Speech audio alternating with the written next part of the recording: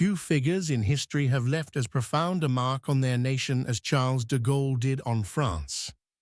Born into a time of great upheaval, de Gaulle emerged as a symbol of resilience, independence, and unwavering leadership.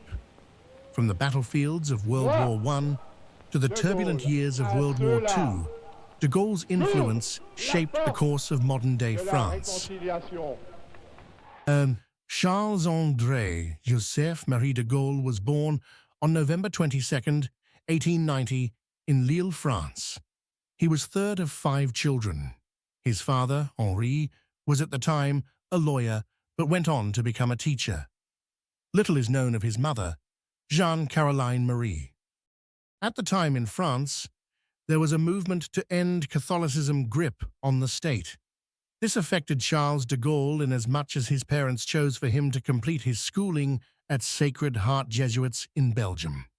In 1908, the French National Assembly had passed a law mandating prospective cadets to Saint-Cyr Military Academy spend a year as an enlisted soldier before being granted admission.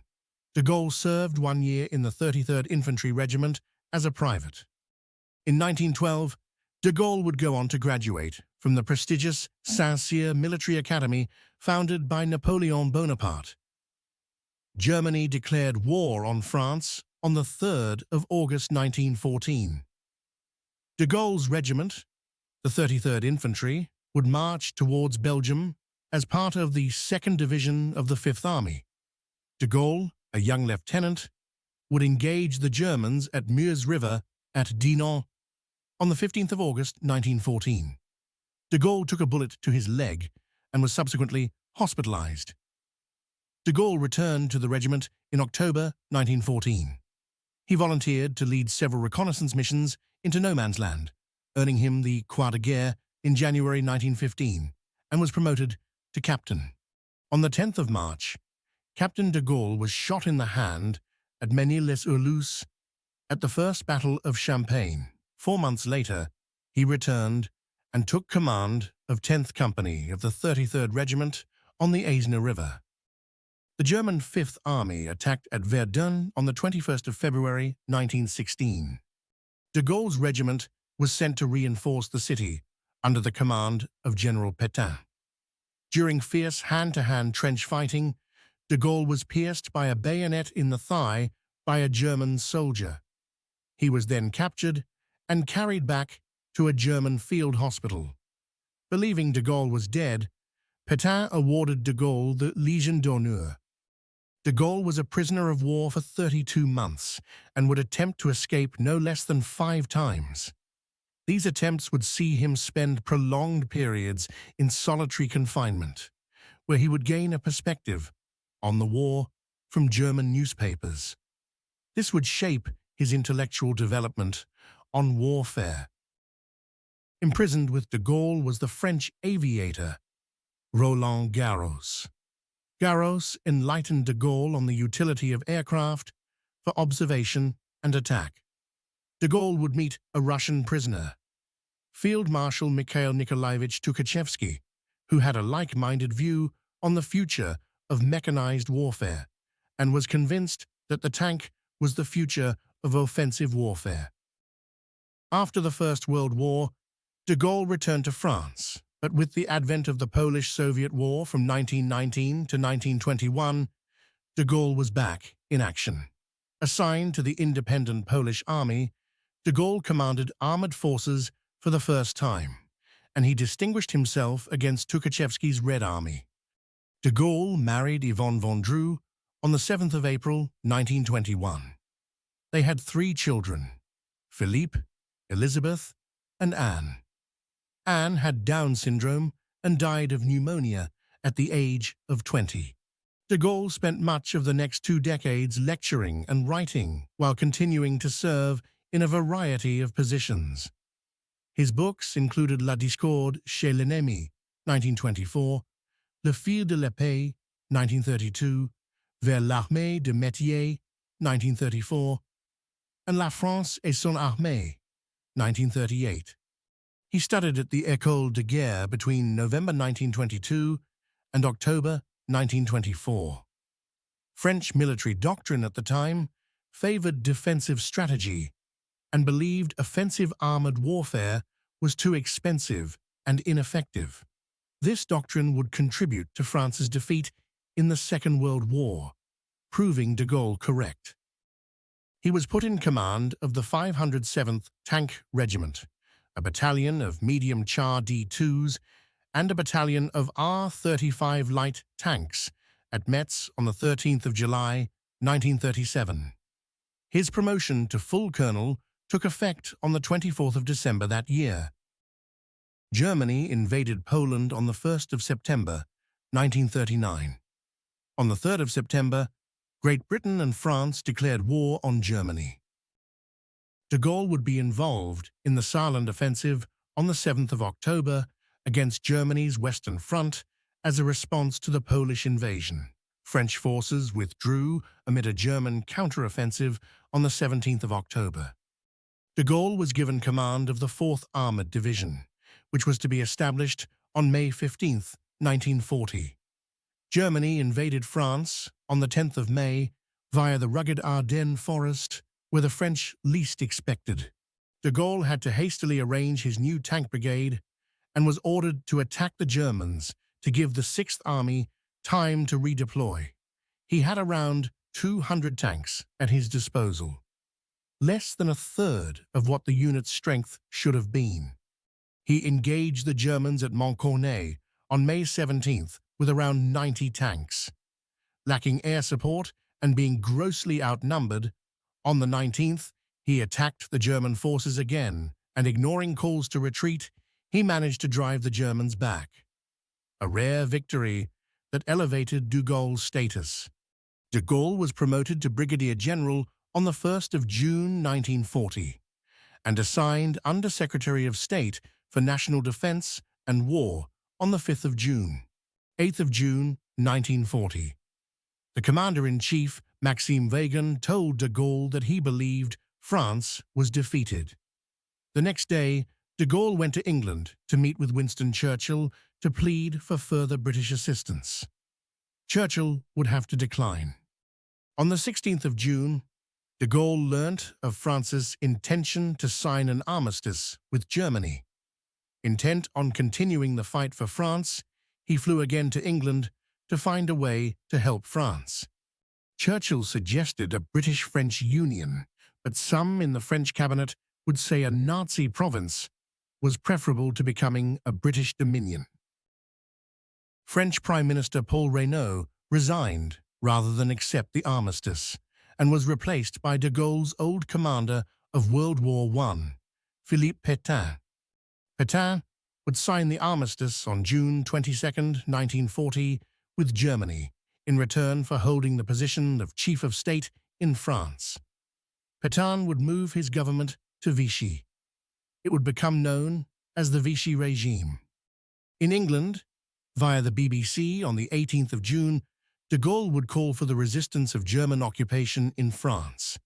He would constitute the Comité Français de la Libération Nationale, the French government in exile, later that same day. De Gaulle saw Pétain and his Vichy regime as a traitor to France, while Pétain was to hold a court-martial in absentia for de Gaulle and sentence him to death. Winston Churchill was to recognize de Gaulle as the leader of the Free French on the 27th of June, and on the 7th of August, the Chequers Agreement gave General de Gaulle all the financial independence and resources of a government in exile. De Gaulle would call for support from the French African colonies, and get it.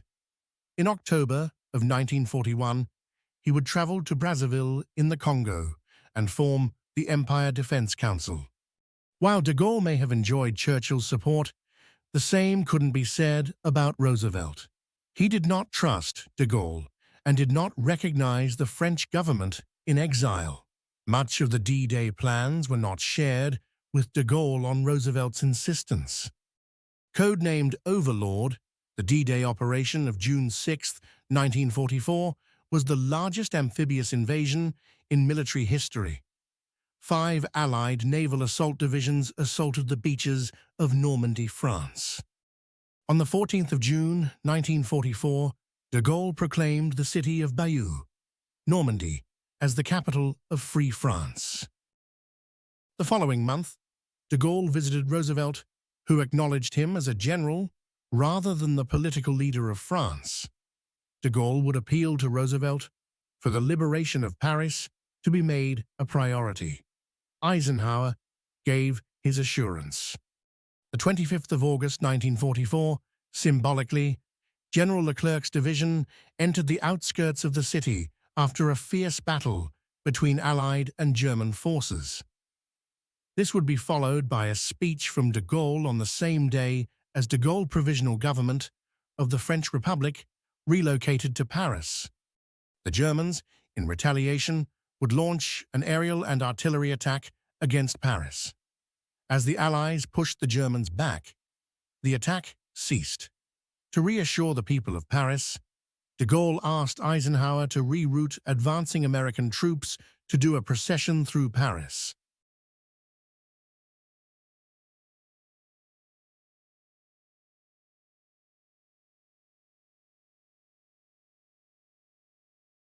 A provisional government of national unity was founded and headed by General de Gaulle on the 9th of September, 1944.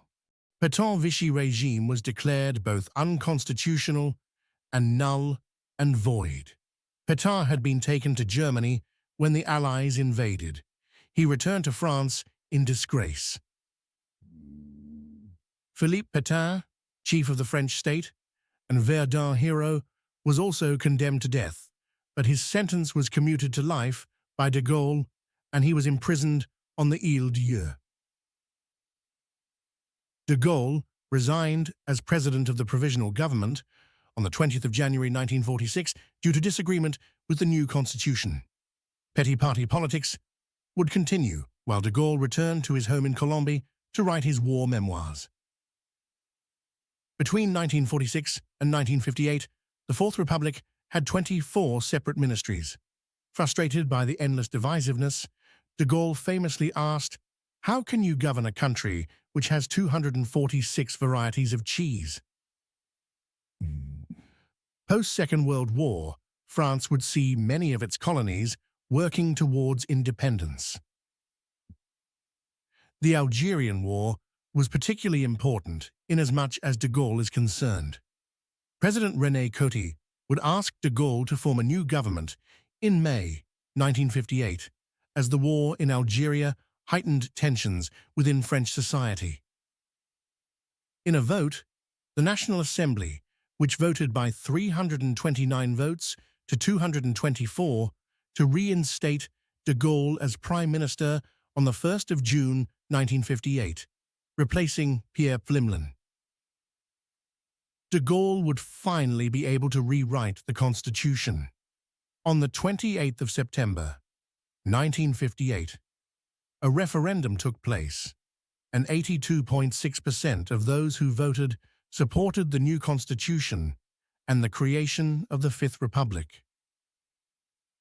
The colonies were given the choice between immediate independence and the new Constitution. All African colonies voted for the new Constitution except Guinea, which became the first French African colony to gain independence. In the November 1958 election, de Gaulle was elected President of France. He was inaugurated in January 1959.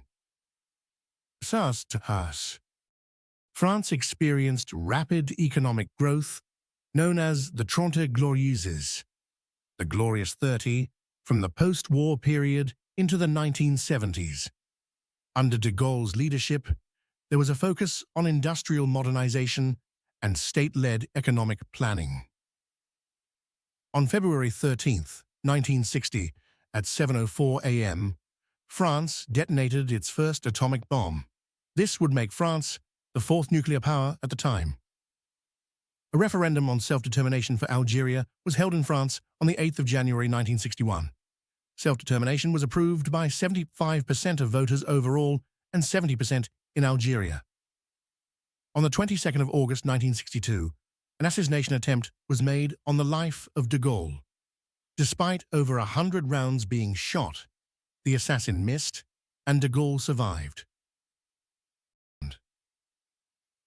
He opposed Britain's entry into the European Economic Community, EEC, twice, in 1963 and 1967, because he feared British membership would strengthen American influence in Europe. He also sought to improve relations with the Soviet Union, maintaining a balancing act in Cold War politics. De Gaulle returned as president for a second 7-year term, in December of 1965. In February 1966, France withdrew from the common NATO military command but remained within the organization. France would eventually rejoin NATO as a full-fledged member in 2009. De Gaulle declared an arms embargo against Israel on the 2nd of June 1967, just 3 days before the outbreak of the Six-Day War. This was due, in part, to a French shift in policy of being more favorable to Arabic peoples. May 1968 saw strikes and protests in France, started by university students demanding reforms. The riots would lead to de Gaulle discussing military intervention should the riots erupt into a civil war. The riots eventually calmed as fast as they started. De Gaulle resigned the presidency at noon, the 28th of April 1969, following a referendum rejection of his proposed reform of the Senate and local government. On the evening of the 9th of November 1970, de Gaulle died suddenly from an aneurysm while watching the news on television at home. The funeral on the 12th of November 1970. A funeral was held at Colombey, but as per de Gaulle's wishes, no presidents or ministers were to attend, only his compagnon de la Libération. A separate memorial was held at the Notre Dame Cathedral, at the same time as his actual funeral for dignitaries, foreign and domestic. De Gaulle is buried in the cemetery in Colombey, in a humble grave with the inscription Charles de Gaulle, 1890 to 1970.